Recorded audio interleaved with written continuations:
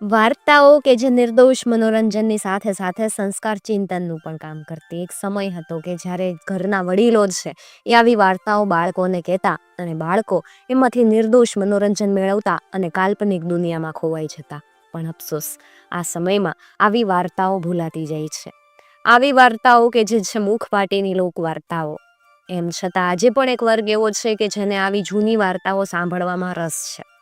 Hello દોસ્તો, હું છું વૈશાલી અને આજે આપણે આવી જ એક સરસ મજાની મુખપાટીની લોકવાર્તા સાંભળવાના છીએ, જેને સાંભળીને તમે જરૂરથી તમારા બાળપણમાં ખોવાઈ જવાના છો. જો તમે એ વાર્તા સાંભળી હોય તો એ વાર્તાને યાદ કરી અને તમારા બાળપણમાં ખોવાવા માટે તૈયાર થઈ જાવ, અને જો વાર્તા ન સાંભળી હોય તો ફરીવાર મારી સાથે તમારા બાળપણને જીવવા માટે તૈયાર થઈ જાઓ, કારણ કે વાર્તા મુખપાટીની લોકવાર્તા છે અને જે ખરેખર ખૂબ જ રસપ્રદ હોય છે એ તમે જાણતા જ હશો. એક ગામ હતું અને આ ગામમાં એક બ્રાહ્મણ રહે. બ્રાહ્મણને કામ કરવાનો બહુ કંટાળો આવે. એ તો આળહુનો પીર, આળહુનો સરદાર. આખો દી આખા ગામમાં આમ તેમ રખડ્યા કરે, પણ તણખલોય તોડીને બે ન કરે.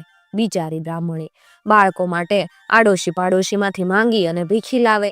એમાંથી બ્રાહ્મણ ખાઈ જાય અને પેટે હાથ ફેરવી અને હાલતો થઈ જાય. હવે એક દિવસ તો ઘરમાં કાંઈ ખાવાનું ન મળે. બ્રાહ્મણીએ લોટની માટલી ખંખેરી અને હથેળી જેવડી ચાંદકી કરી. ચાંદકી ચડતી હતી ત્યાં તો બ્રાહ્મણી બહાર ગઈ કે બ્રાહ્મણ ચાંદકી ચડાવી ગયો. બ્રાહ્મણીના ગુસ્સાનો કોઈ પાર ન રહ્યો. બ્રાહ્મણીએ ચૂલામાંથી હળગતું લાકડું કાઢ્યું અને ધડ ધડ ધડ બ્રાહ્મણના માથામાં મંડી મારવા. બ્રાહ્મણ ભાગી છૂટ્યો. આગળ બ્રાહ્મણ અને પાછળ બ્રાહ્મણી.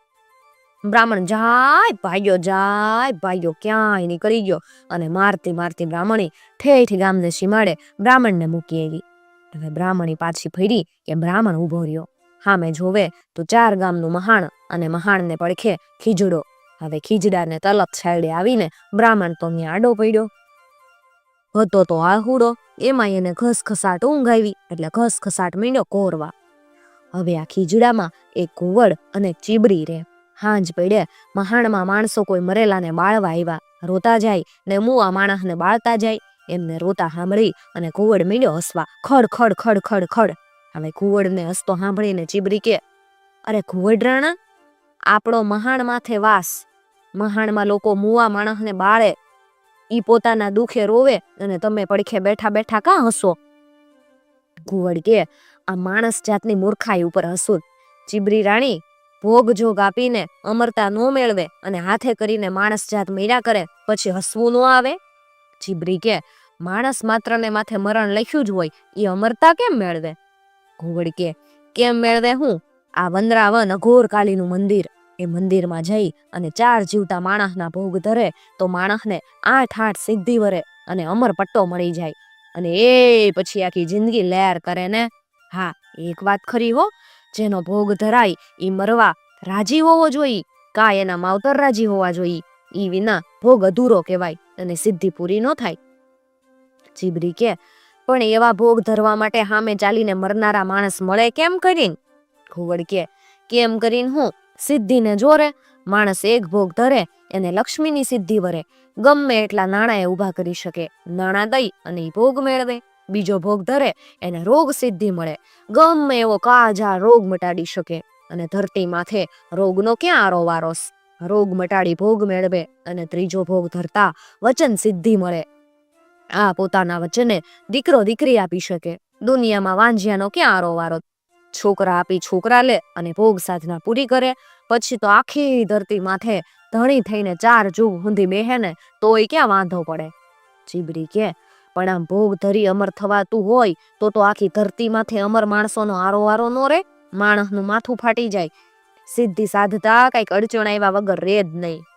કુંવર કે, ના રે ના, સિદ્ધિ સાધવા માટે છાતી જોઈએ ને, છાતી. આજકાલના માણસોને છાતી ક્યાં? છાતી હોય તો બધુંય થાય. આ વાત સાંભળી અને આટલી વાત કરી કુંવર ચીબરી ઉડી ગયા અને ખીજડાના પાન ખડવા લઈ ગયા. હેઠે બ્રાહ્મણ હૂતો એમની આ વડછટ સાંભળતો હતો. વડછટ સાંભળી એને થયું, હું આવા ભોગ ધરી શકું તો મારે કામ કરવાની પંચાયત જ નહીં ને. લાઈને ભોગ ધરું, અમરપટ્ટો મેળવી લઉં. અડધી રાતના અંધારા પથરાયા કે બ્રાહ્મણ પોતાને ઘરે ઉપડ્યો. જઈને જોવે તો બ્રાહ્મણી અને બાળકો ઘસઘસાટ હૂતા. ભૂખના માર્યા ખસખસાટ ઘોર્યા કરતા હતા. બ્રાહ્મણે એક બાળકને ખંભે નાખ્યું, મુઠ્ઠીઓ વાળીને મીંડો ભાગવા. દોડ વંદરાવનમાં પહોંચ્યો. જઈને જોવે તો વંદરાવનની વચ્ચોવચ્ચ કાળા ખંખ પાણાનું અઘોર કાળીનું મંદિર ઊભું. બ્રાહ્મણે મંદિર ઉઘાડ્યું. અઘોર જાપ જપીને 8મે દિવસે બાળકનો ભોગ ધરી દીધો. મંદિરમાં તો ખડ ખડ ખડ અવાજ થયા અને લક્ષ્મી સિદ્ધિ, લક્ષ્મી સિદ્ધિ, લક્ષ્મી સિદ્ધિ એવા પોકાર થયા. લક્ષ્મી સિદ્ધિ મેળવીને બ્રાહ્મણ તો ચાલતો થઈ ગયો. હવે બ્રાહ્મણ જંગલમાં હાલ્યો જાય. જંગલને છેડે આવીને જોવે તો એક કઠિયારો બેઠો બેઠો લાકડા ચાવે. બ્રાહ્મણ કે, અરે કઠિયારા, આ લાકડા કા ચાવે? કઠિયારો કે, મારે ઘેર કળશી છોકરા, ખાવા ધાન નહીં, ધાન લેવા ધન નહીં, લાકડા નો ખાવ તો હું કરું? બ્રાહ્મણ કે, માગ એટલું ધન આપું, પણ એક શરત, તારો એક છોકરો દે. કઠિયારો કે, ભલે. અને બ્રાહ્મણે લક્ષ્મી સિદ્ધિને જોરે ધન આપ્યું અને કઠિયારાનો છોકરો ઉપાડીને અઘોર કાલીને મંદિર ઉપડ્યો. અઘોર જાપ જપીને 8મે દિવસે બીજો ભોગ થયો. ખડ ખડ ખડ અવાજ થયો અને રોગ સિદ્ધિ, રોગ સિદ્ધિ, રોગ સિદ્ધિ એવા પોકાર થયા. રોગ સિદ્ધિ મેળવીને બ્રાહ્મણ ત્યાંથી હાલતો થઈ ગયો. હવે બ્રાહ્મણ જંગલમાં હાલ્યો જાય. હાલતો હાલતો હાલતો જંગલને છેડે આવીને જોવે તો એક પાલખી ઉપાડીને 4 પાલખિયા દોડ્યા જાય. પાલખીમાં બેઠેલો કોઈ માણસ કાળી ચીસો પાડ્યા કરે. બ્રાહ્મણે પાલખી થંભાવી વાત પૂછી, અરે ભાઈ, આવી કાળી ચીસો શેની પાડો? પાલખિયા કે, અંદર બેઠા છે કાળનગરીના કરોડપતિ શેઠ. શેઠને આખે અંગ કાળો કોઢ નીકળ્યો.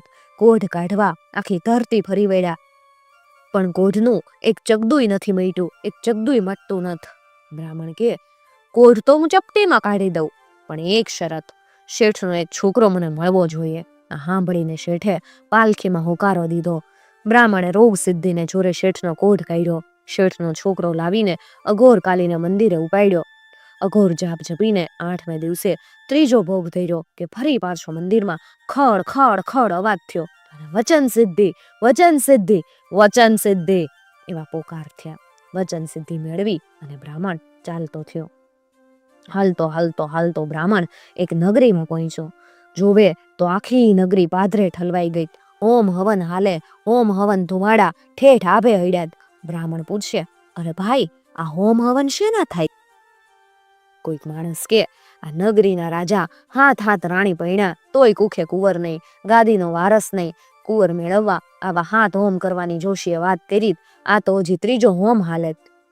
જઈને બ્રાહ્મણ રાજાની પાસે ઉભો રહ્યો અને કે, રાજા સાહેબ, આવા હોમ હવન કરતા તો આખી તમારી જિંદગી હાલી જાહે ને એનું ફળય નહીં મળે. પછી કુખે કુંવર અવતરશે કે નહીં ઈ કોને ખબર. ઈ કરતા કયો તો 9મે માસે દેવના ચક્કર જેવા 2 કુંવર આપું, પણ એક શરત. રાજા કે, એક હું? કુંવર આપતા હો તો 21 શરત કયો ને. બ્રાહ્મણ કે, એક કુંવર અહીંયા રાખો, એક કુંવર હું લઈ જાઉં, કુંવરનું હું ગમે ઈ કરું.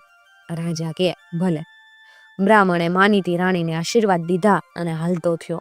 9મે માસે માનીતી રાણીને 2 જોડિયા કુંવર અવતર્યા. બેયના એક સરખા રૂપરંગ, એક સરખા ઈર્તેજ અને એક સરખા હાવભાવ.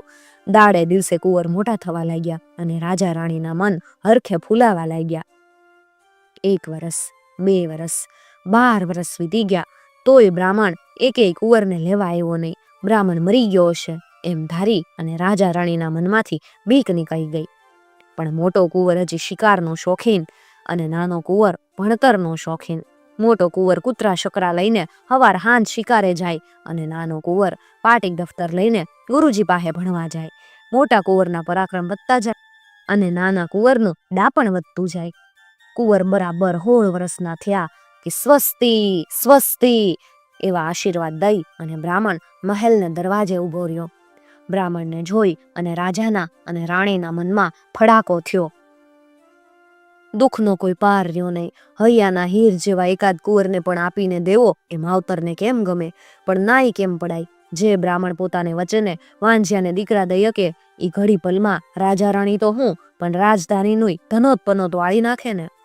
એક દીકરો આપવો એમાં તો ના નહીં, પણ કયો દીકરો આપવો? માવતરને મન તો 2 આંખ હરખી. રાજા રાણી બેઠા બેઠા વિચાર કરે અને દુઃખને ભારે આંખો ઢાળીને બેઠા. રાજા રાણી બેઠા તે શિકાર ખેલીને મોટો કુંવર આવ્યો અને ભણતર ભણીને નાનો કુંવર આવ્યો. આવતા વેત માવતરના મોઢા ઉદાસ જોયા કે બે કુંવર પૂછવા લાગ્યા, અરે માતાજી, પિતાજી, અમે જુવાન જોત દીકરા બેઠા અને તમારે શા દુઃખ આવ્યા કે તમારા મોઢા ઉદાસ થઈ ગયા? રાજા રાણીએ વાત કરી એટલે કુંવર બોલી ઉઠ્યા, વાહ, એમાં હું, માતા પિતાના વચન કાજ માથું ઉતારી દેવું એમાં તે કઈ મોટી વાત કહેવાય? આમ કહી અને બે કુંવર તૈયાર થઈ ગયા. મોટો કુંવર કે હું જાઉં, નાનો કુંવર કે હું જાઉં. નાનો કુંવર કે મોટા ભાઈ, તમે રાજના રણીધણી કહેવાવ, તમારે માથે રાજનો ભાર, તમે જ રોકાવ, હું જાઉં. મોટો કુંવર કે, ના ના હો ભાઈ, તું મારાથી નાનો કહેવાય, તારા પર તો માતાજીના અપાર હેત, તારા વગર માતાજી એક ઘડી નો જીવી શકે, તું જ રોકા, હું જાઉં છું. બે કુંવર જવા માટે આગ્રહ કર્યા કરે અને માતા પિતાની આંખોમાંથી આહુડા હેલ્યા જાય. ઘણી વાતચીતને અંતે મોટા ભાઈએ જવું એમ નક્કી થયું અને નાનો ભાઈ ઘરે રોકાયો. માતા પિતાને નમીને તથા નાના ભાઈને ભેટીને મોટો ભાઈ મહેલને ફળી આવ્યો. આંબાની એક ડાળખી કાપી ક્યારામાં રોપી દીધી અને બોલ્યો, માતાજી, પિતાજી, આ આંબાને મારો જીવ જાણજો. જો એ આંબો લીલો છમ ઝૂલ્યા કરે તો મને આનંદ ચેનમાં જાણજો, જો એ આંબો કરમાય તો મને મુશ્કેલીમાં જાણજો, અને જો એ આંબો સુકાઈને ખરી પડે તો મારો દેહકાળ જાણજો. આમ કહી અને કુંવર બ્રાહ્મણની સાથે ચાલતો થયો. ચાલતા ચાલતા ચાલતા ગામને પાદર નીકળ્યા. ગામને પાદર કુંવરની શિકારી કૂતરી રે. કૂતરીને બે બચ્ચા. મોટું બચ્ચું કે, કુંવર ક્યાં હાલ્યા? કુંવર કે, વનની વાટે. મોટો કૂતરો કે, હાલો ને, હું યારે આવું, વનમાં શિકાર કરશું ને મોજ માણશું. કુંવર કે, ભલે. હાલતા હાલતા વનમાં આવ્યા. વનને કાંઠે વડનું ઝાડ. વડમાં કુંવરની શિકારી શકરી રે. શકરીને બે બચ્ચા. મોટું બચ્ચું કે, કુંવર ક્યાં હાલ્યા? કુંવર કે, વનની વાટે. મોટો શકરો કે, હાલો ને, હું યારે આવું, વનમાં શિકાર કરશું ને મોજ માણશું. કુંવર કે, ભલે, આવો. બ્રાહ્મણ તો કુંવરને લઈને આગળ આગળ આગળ હાલતો થયો.